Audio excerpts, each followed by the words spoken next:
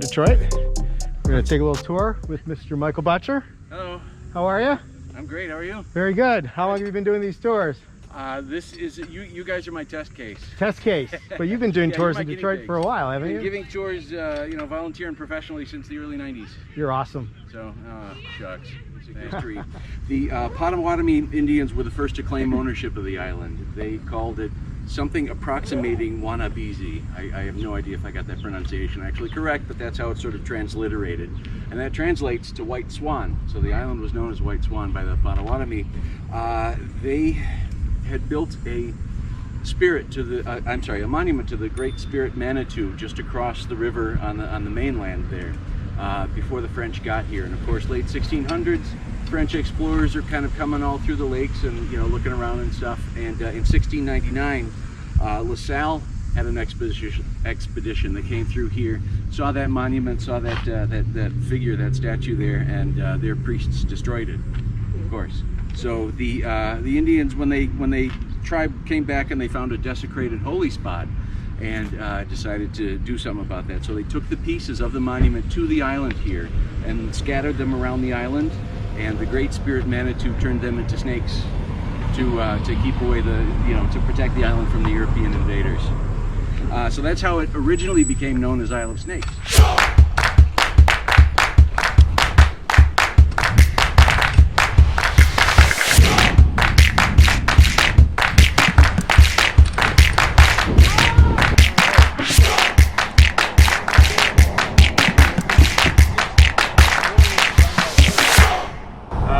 Late in his career, he had been around for a while already. He designed Meadowbrook Hall and the Music Hall Center for the Performing Arts in the late 1920s.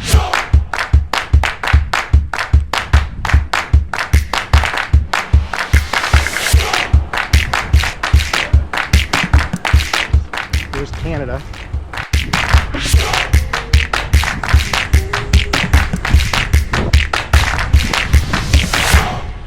How long have you been working on this tour?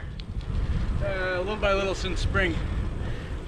You know a lot about Detroit. But, coming to Belle Isle, of course, the whole time for, just fun and whatever.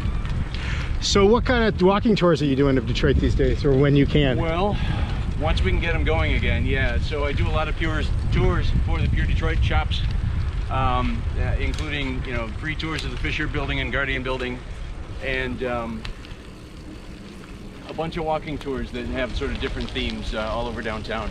Cool. Architectural and historical themes. Very cool.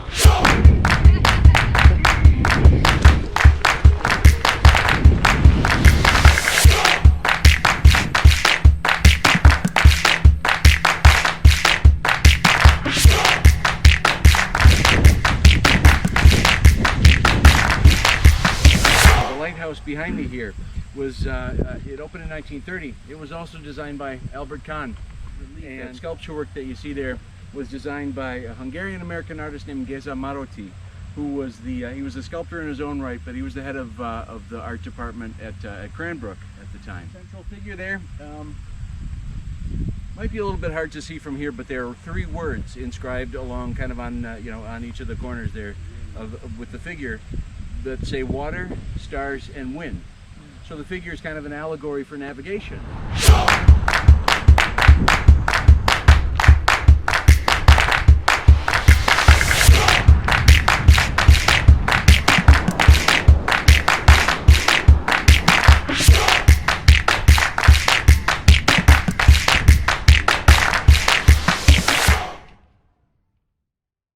So what you're looking at here is a memorial to all the people who died of COVID-19 from the city of Detroit. And tomorrow there's going to be a parade of cars to come and pay respects to all of these folks that have succumbed to this terrible pandemic.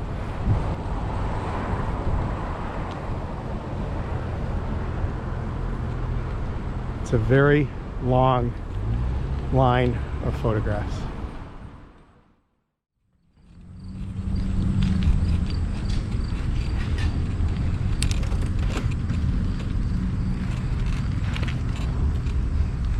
All right, so this is an important little spot on Belle Isle for for local history, island history, and police history. This was the Belle Isle Police Station that opened in 1893, designed by George Mason, like half the island it seems, and a guy named Zachariah Rice. Pretty much everybody was automobilizing, you know, in the early 20th century. Cops criminals with their getaway cars could kind of speed off pretty quickly. So the Detroit Police Department pioneered using radios, you know, radios as police dispatch, and of course later on that became the standard in the industry. In 1921, under Commissioner William Rutledge, the police department first started using the same frequency as a commercial radio station downtown. So they would interrupt their programming when they had a police bulletin, you know, calling all cars and here's the information, that kind of thing. That started here out of this building. So what do you think of this? This is awesome. Very cool. He knows a lot about Belle Isle, Mr. Michael.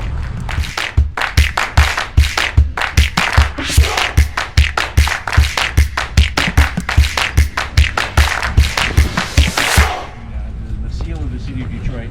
Two women, and on one side you can see on the left there's a city burning, and on the other side a new, new, better, improved city. That was a result of the Great Fire of 1805, when the entire city burned to the ground.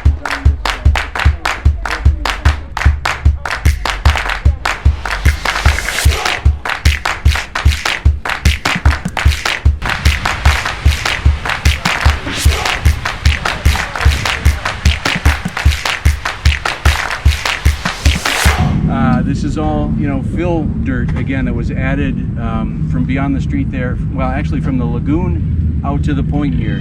All this dirt has been added over time to add to the acreage of the island. A lot of it from, from fill from basements and as land was kind of leveled for development, earlier, a century ago in Detroit's history. So wonderful views you can see of both skylines, and a nice little spot to stop.